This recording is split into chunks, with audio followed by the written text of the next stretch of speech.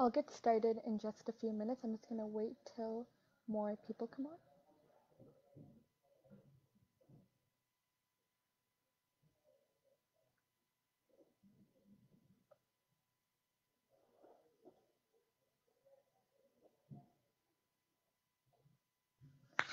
And also, I just want to double check that you all can hear me. If someone can just comment and let me know if you can hear me or not.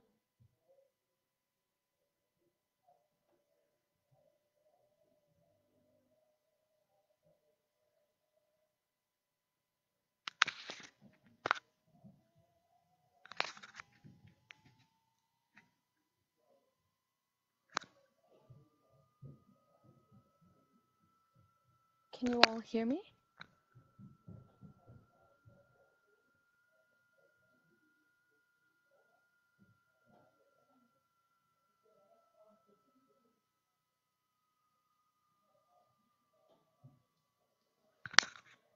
Okay, great. Um, so I'll start off with a little introduction about myself. So basically, I'm a first generation university student. I'm also a 2018 Schulich leader, and I'm going into my third year at UFT. And additionally, I'm doing a double specialist in physics and chemistry with a minor in math. In my free time, when I'm not doing research, because that pretty much takes up all of my time, I love books and I love to write. Additionally, I am a Pakistani Canadian Muslim, and so I'm a huge advocate for people of color in STEM and generally just being more inclusive in STEM and all of that. And so now I'll just move on to the questions. And the first question that I'll be answering is, when did you know you wanted to pursue a career in your current discipline? Um, so basically, my start into STEM and getting into it is a bit strange. So I actually used to hate science when I was young, and then was really firm in not going into science until I got into high school. And still in like my first 2 to 3 years, I didn't like chemistry. I didn't even want to go into physics. I had completely written off like physics. And I think it was in my last year of high school where I decided how that I wanted to go into chemistry just based off my grade 12 chemistry course. I really enjoyed it. But then I still had written off physics. Like I hadn't even taken grade 12 physics. That's how much I knew that I didn't want to go into physics, which is ironic, obviously. But then after my first year of university, I had to take a physics course for chemistry. And so after that, I decided that I wanted to go into physics actually because I really enjoyed my first year physics course. It was a bit tough because I did have to catch up a little because I didn't take grade 12 physics. So I had to do some self-learning in that sort of aspect. But after that, after like I caught up over the summer, I found that I actually enjoyed physics a lot more than chemistry. I still didn't want to let go of my other of my ongoing chemistry degree, so I'm still pursuing it. But I do find that the more chemistry and physics courses I take, the more that I lean towards um, physics.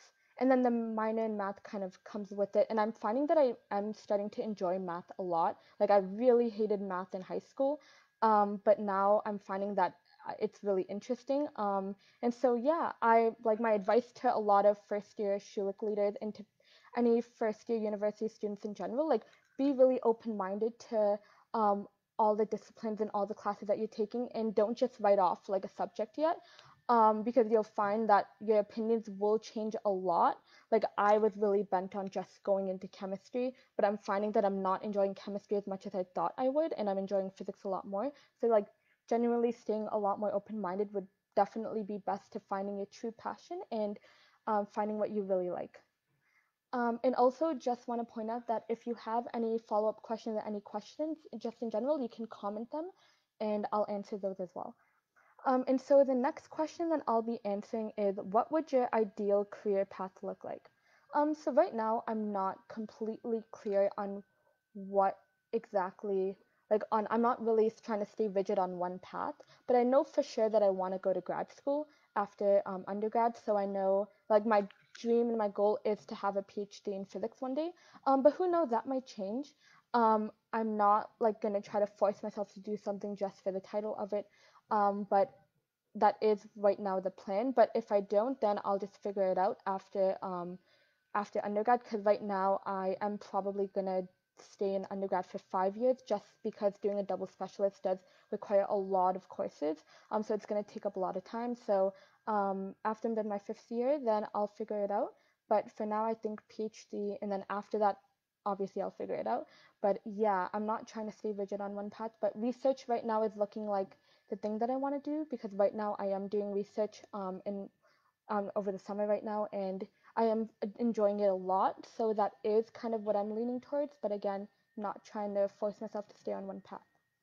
And so the next question that I'll be answering has to do more with social justice. And so the question is, how is my experience as a person of color in STEM? What obstacles have I faced? So to be honest, it has been kind of overwhelming at times, because in my 1st year of university, it wasn't as prominent in the sense of like in my classes there were, since the classes were so big, like the 1st year classes, there were a lot of, there was like, it was pretty diverse, not gonna lie, except some of my chemistry courses.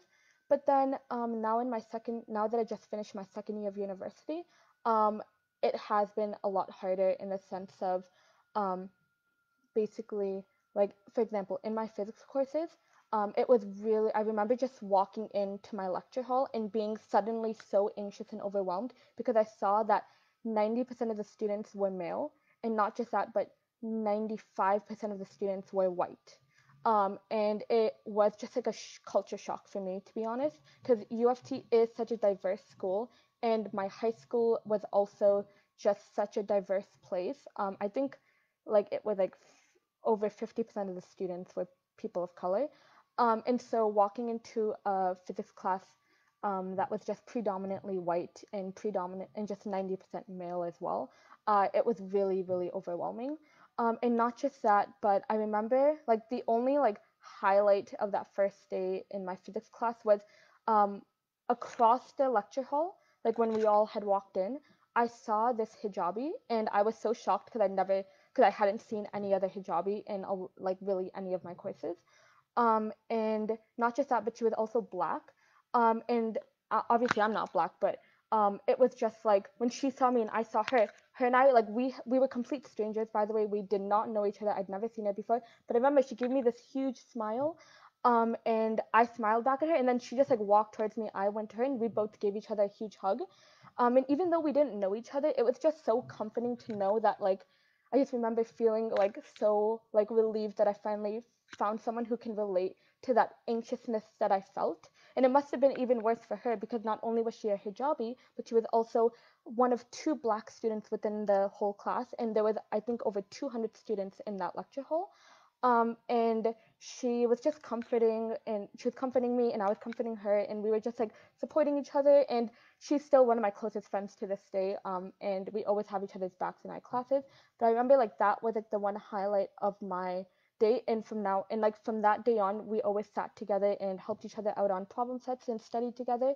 But it was really nice because some other students that I did know in the class, because it's not like I like everyone was a stranger in that class. I did know some other students, but I remember that those students that I knew outside of class, they were like they're white and they're male, but they pretended not to know me, which was really odd, because they, with like the other students that we mutually knew, which who were white and male, they had no problem like talking with them, like getting to know them or whatever, hanging out with them or sitting down next to them. But when they saw me, they all pretended not to know me, and that was kind of like, oh, like I just like it just wouldn't leave my mind of just why they did that, like why me specifically. And so yeah, for me, and then the looks that me and my friend who's a hijabi would get just in that class, like when we walked in, we would get a lot of people just looking at us or looking us up and down, or and just it wouldn't stop. And this is something that people of color have to constantly be aware of, like the otherness. When they walk into a place in which in where it's predominantly white, like you have to constantly like be reminded that you don't visibly belong. And so the fact that like people were just constantly staring or giving us looks of whatever, like things like that, it just made it even more uncomfortable. It wasn't like it just kind of like dampened my experience in the class. But other than that, I was just really glad to finally have someone else there who understood how I felt in that class. And then just some other things that have happened. I've had professors generally just commit microaggressions towards me. Like for example, this has happened many times. During office hours, it'll be me and like one or two other students, and those students are white. And the professor, who usually is white, because that's usually how it is with professors in the STEM fields. Um, they'll treat like the white students very normally. They'll talk to them in a normal way. But then when I ask a question, they'll all either make a condescending remark about why I'm asking them a question, and why it's like a dumb question, or they'll talk to me like I'm a child. They'll talk very slowly and condescendingly, and it just made, and like I know from some of my chemistry courses, I just completely stopped going to office hours because of it, because I just couldn't like it just I couldn't stand it anymore. And yeah, but I've still had some great professors, but there are some that just didn't make the experience welcoming at all. And then obviously the students in some of my classes just not have made it welcoming either. So I have a question. It says, what do you think student leaders can do to advocate for the representation and inclusion of BIPOC in STEM fields? Great question. I was just about to answer a similar question, so thank you for bringing that up, Halima. And so the first thing, I have a lot to say about this. So the first thing that I want to point out is that student leaders should definitely not stay silent. That is the one major thing that I believe could help a lot. Is that when people of color are sharing their experiences, specifically Black students and Indigenous students, because they are the most oppressed, um, the first thing to do is that you should acknowledge their experiences and most of all share them, especially if it's on social media. It's really important to amplify their experiences and not stay silent, because a lot of times people just read it and then they move on. No, the whole reason why some people share their experiences on social media is to spread awareness of it. So it is your duty as a non-Black student or a non-Indigenous student or a non-POC student.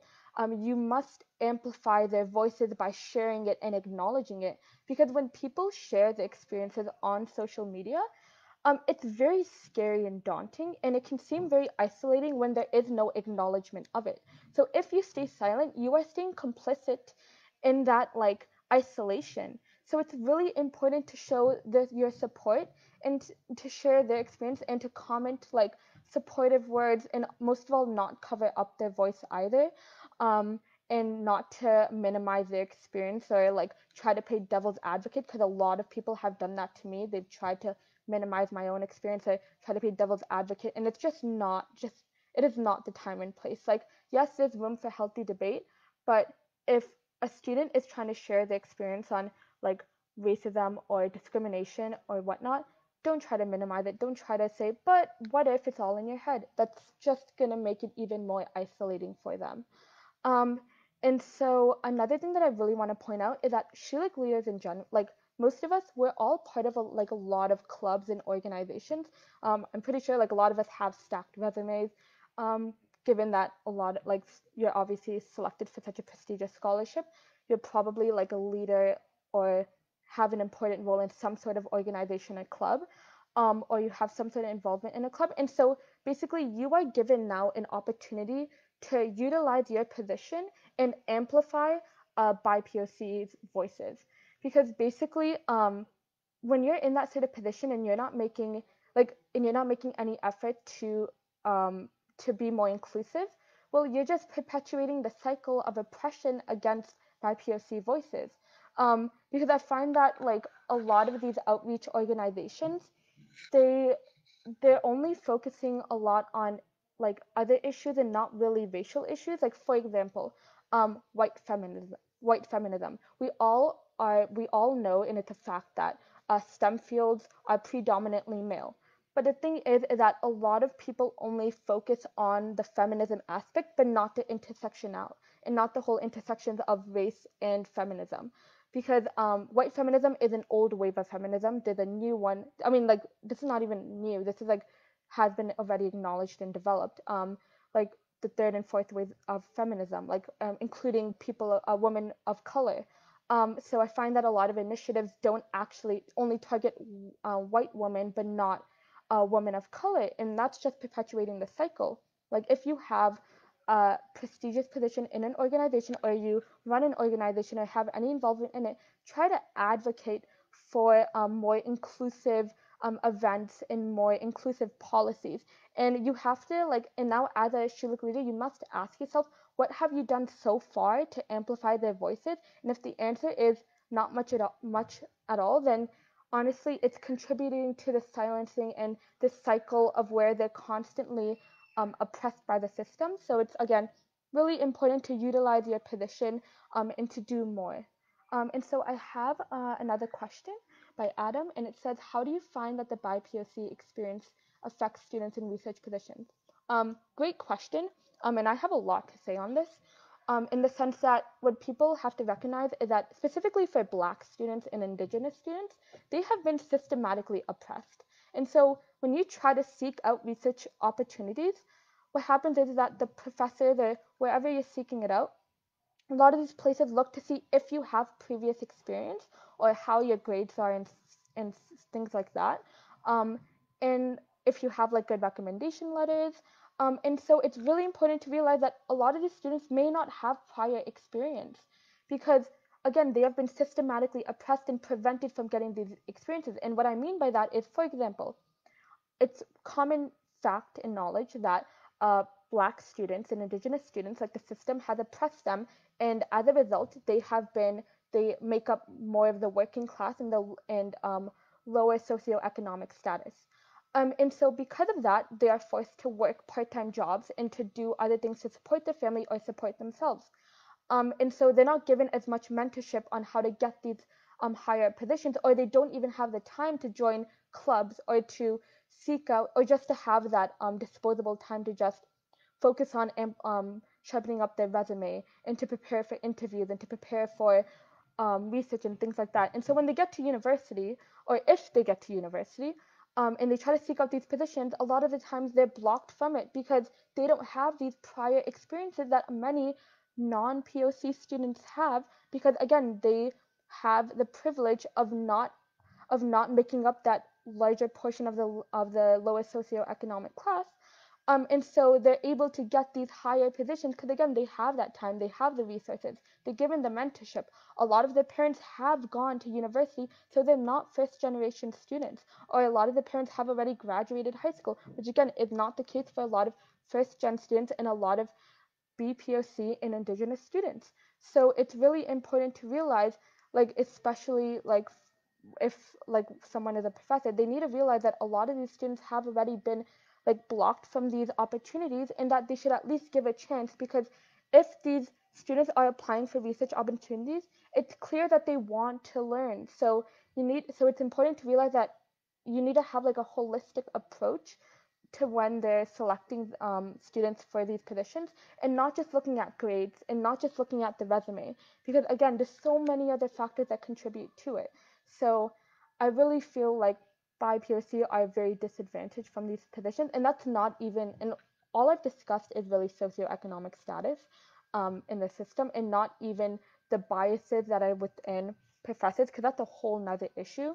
A lot of professors have a bias against BIPOC students and would rather prefer white students. That is a fact, because again, we all have these hidden biases within us that make us believe that someone else who doesn't come from a certain group is more of a model citizen than other students and would be more hardworking. So it's again really important to recognize these biases, um, and to really try to give that benefit of the doubt, and to at least try to break the cycle in the system by giving this opportunity to BIPOC students.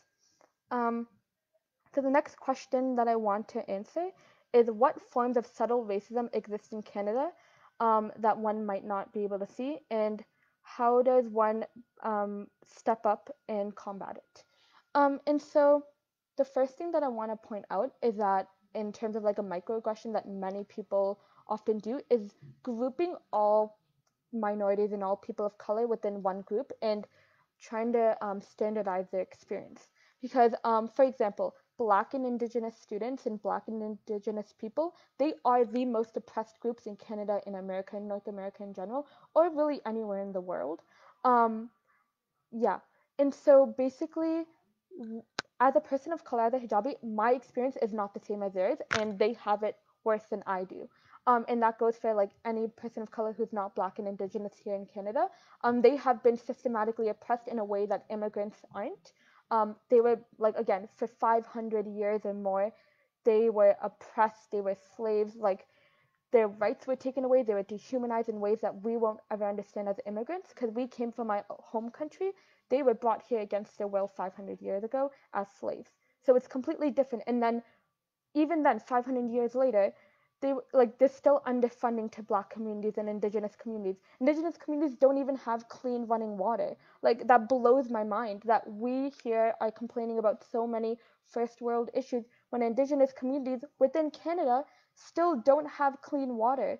Like, they are the most oppressed group, so other people of color cannot relate to their experience or even try to like we have no right to speak over them or to try to say, oh yeah, we faced racism, so therefore we understand. No, it's completely different. And so that being said, and like that's just in regards to Black and Indigenous communities. And then now moving on to other groups such as like the Asian diaspora and Asian immigrants and Asian people in general. Even within like that, there are still such different experiences. Because for example, as a Pakistani woman, like as a Southeast Asian person, my experience is completely different from someone from East Asia. Like, it's completely different, and grouping like our experiences is still like a microaggression because they're not the same.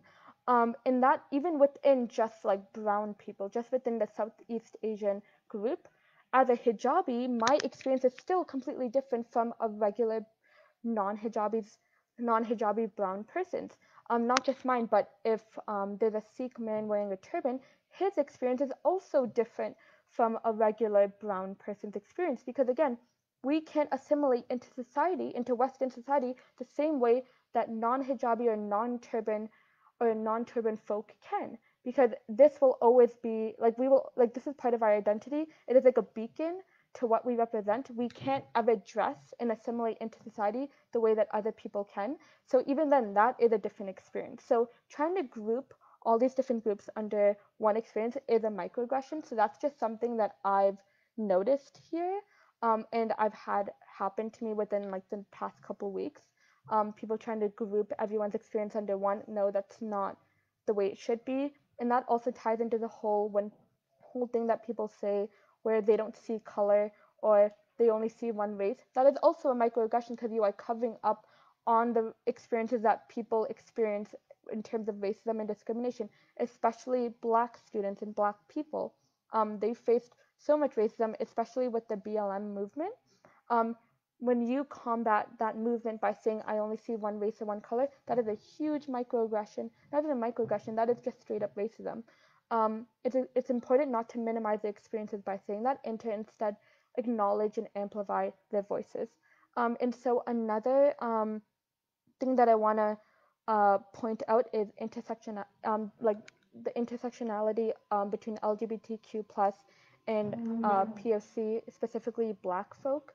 Um, there's a lot of people, they just want to support certain like aspects of the movement, but they don't want to acknowledge that all Black lives matter. And that is again something that I've noticed within the past couple of weeks. People will be silent when someone from the LGBTQ plus community is murdered or lynched, or if they're facing any sort of harmful act against them, but they won't stay silent when it's something that they like, if it's just a Black person in general, but not within the LGBTQ plus community. Like, that is also not okay. We should support all Black lives, because it's really important to realize that every experience is different, and they face different types of racism. And right now, just like within the past couple weeks, so many stories have been coming out on social media where a lot of members of the LGBTQ plus community who are Black have been facing such extreme racism and gruesome acts against them. They're being lynched, they're being assaulted. We must recognize this and amplify their voices and share their stories so justice is given to them. And another thing that I want to point out is like some subtle racism that I've been noticing is that people are not acknowledging the hurt and the pain that the indigenous communities are facing in terms of like how we treat the environment, so environmental racism. Because like, especially like with the construction of pipelines, the fact that they don't have clean running water, the fact that there's hazardous waste um, sites on their land, like these are things that we have to acknowledge and spread awareness of because it is oppressing indigenous communities. And so again, it's really important that just because you're speaking on one injustice, you have to also acknowledge the other injustices and not stay silent on them. And so, what can we do to show our support? Well, we must show up at protests. We must support them in that sort of sense, because again, it should not be the burden of Black people and Indigenous people to just be at their own protest. The burden is on us. Like we have to show up for them and to show our support and solidarity against the experiences that they're facing. And we must pressure our local officials. We must pressure our universities and schools in general to defund like pipelines and to defund, like for example, UFT had funded I forgot what it was, but I think it was like an observatory on Indigenous land. And so it's really important to again like pressure your schools into defunding this, into defunding any into pressure them into being more transparent about what they're funding and where our money is going, like where our tuition is going. And it's most of all we have to educate ourselves because it is again not the burden of Indigenous and Black people to educate us. We have to educate ourselves because again they've been doing it for literally centuries and it's exhausting. Why should it go by our like schedule or our time? It should like it's now time that we take initiative and educate ourselves by reading and researching and again spreading awareness of these stories and things that are happening in the world. Another thing that I want to point out is that I'm seeing a lot of performative allyship. And that's a huge thing right now. Like I saw a bunch of people just post a black square during the peak of the BLM movement and saying that silence is not okay, but then they'll not do anything else, or they'll not spread anything else about any of the news info or stories that are coming out about racism. And it's very, very, very performative, and that is a huge like microaggression. It's really important that this is not just a moment or a trend that's just dehumanizing the movement. This is like a movement. This is ongoing and has been going on for decades and centuries. And the fact that they still have not been given justice 500 years later, like that's mind blowing. Like it's time that we have to take initiative and help them and support them so then they can finally get their justice because this will not get solved within a week. This will take a lot of time, and it's really important to again not just stop and to keep showing your support because they've been doing this for literally years and years and years. And they're exhausted, but they haven't stopped. And even if it's taking a toll on your mental health, well, imagine the toll that it's taking on their mental health. Because I've seen a lot of people post, "Hey, I'm taking a break off social media because there's too much negativity right now." And it's usually, the people that I've seen post this are usually white people, and that's like not okay to post because again, what you're just covering up the pain that Black and Indigenous people are facing with by projecting your white fragility. Like that's not okay. And so the hype is kind of dying down right now. Because again, people are treating this like a trend. So it's important to keep posting and keep sharing about it. And also another thing that I want to point out is that it's really important to also spread awareness of other injustices. For example, a couple like I think it was like a week or two ago, I had like someone that I mutually know, who I considered a friend, had posted like a black square in solidarity and said silence is not okay. But then behind the scenes, she at that moment was being racist to me about my hijab. So just because you finally realize that you're being racist towards one group doesn't mean that you can now go after another group. Like that's not okay. You have to recognize all injustices and you have to stand up for all of them. Like right now around the world, there's so many injustices going on. In Libya, people don't realize that there is still a slave trade going on that's oppressing Black people. Like that's still going on, but no one's spreading awareness of it. And right now, there's oppression and persecution against Palestinians, against Uyghur Muslims. There's so much going on, yet people will turn a blind eye to that. And so it's really important to not just pick and choose the movements that and events that you want to show solidarity for by posting a black square, but also continuously supporting the Black Lives Matter movement and not just stopping, and also standing up for other injustices and not being racist and going against other and targeting other groups. Um, Sorry, that was a lot, but I hope that kind of answers the questions on some subtle racism and microaggressions that I've been seeing. And so another question that I want to answer is, how do universities and the education system in general perpetrate racism? What policy and structural changes could be implemented to combat this? So that's a really great question, and something that I really want to bring up is something called the model minority status. So for those of you who don't know what that is, it's basically a label or that white folk have created to condition one minority group against another by highlighting the universal success that this group has to further amplify the shortcomings of another group. And so the common model minority status that is currently within Canada and America today is usually with the Asian diaspora. And so basically, it's actually very dehumanizing towards them to label them all as that they all must have universal success and all that. Because again, it's just dampening the oppression or experiences that some Asian diaspora have faced.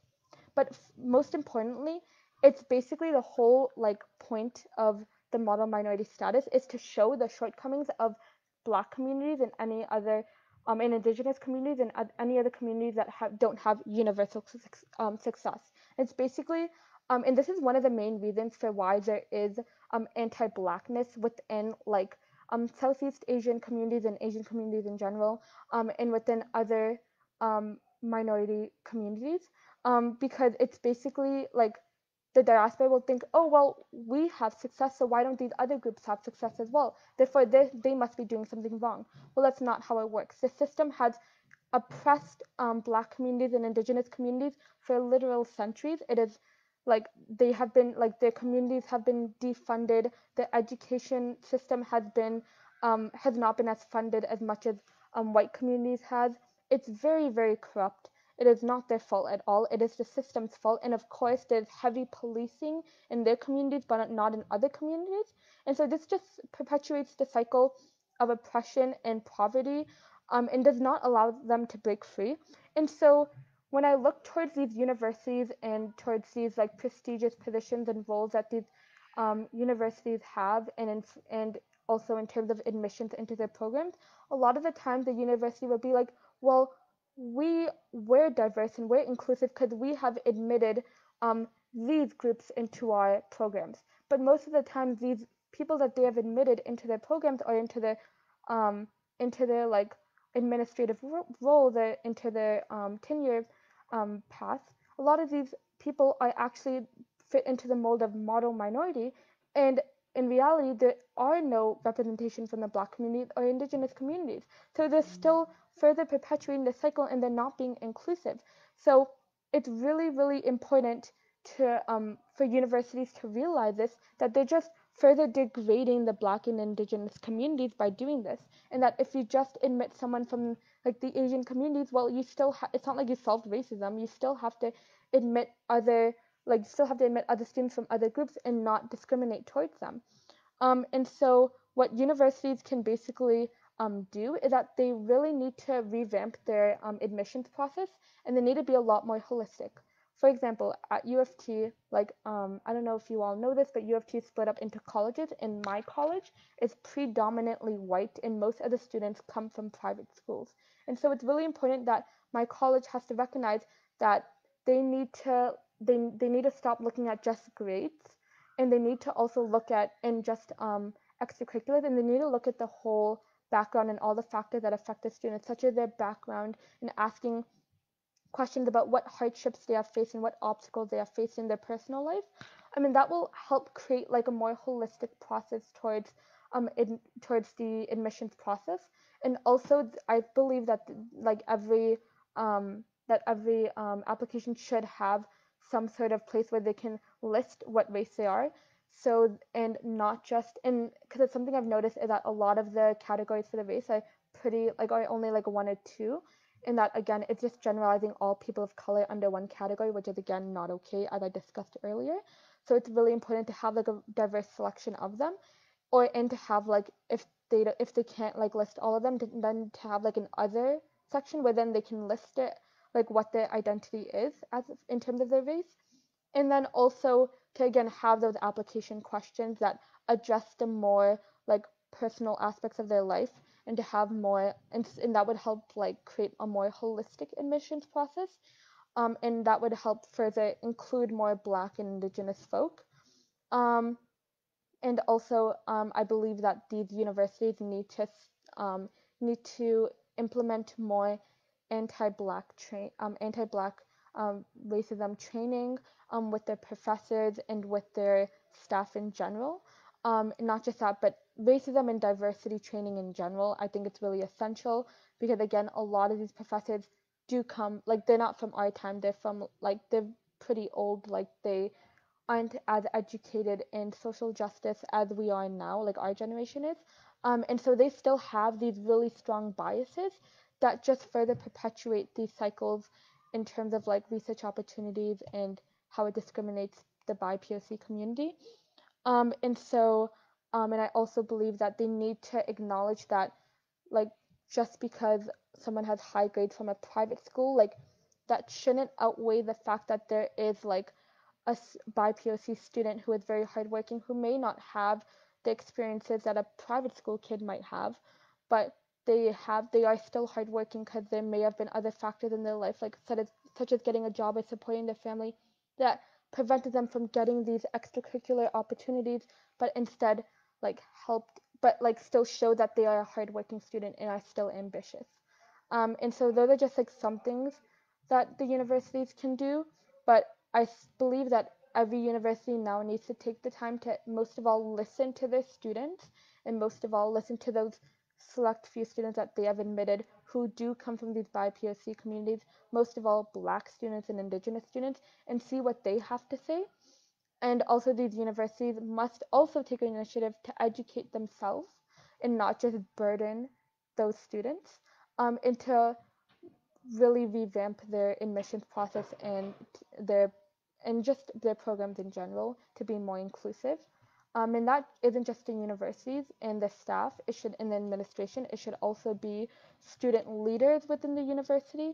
They need to take more initiative to create a more inclusive environment. So I think that answers that question. Um, I don't have any other questions in terms of social justice. But if anyone wants to do like a follow up, you can just comment it, and I can answer it. But if not, if you don't want to do it like publicly, you can always private message me about any question you have. It doesn't even have to be about social justice. It can also be like about research in general, or about how my experience was in school and university, or anything in general. My DMs are always open. But if not, I might just end it there if there aren't any more questions. Um, I'll just like wait a couple seconds. But if not, then thank you so much for listening. I know that this is a bit of a touchy topic for a lot of people, but it's really important to have these conversations, so then we can slowly change our hidden inner biases and work on being there for each other and to be better people in general, and to most of all, like, support each other. And so, again, thank you so much for listening. Thank you for letting me talk about these issues. But yeah, bye.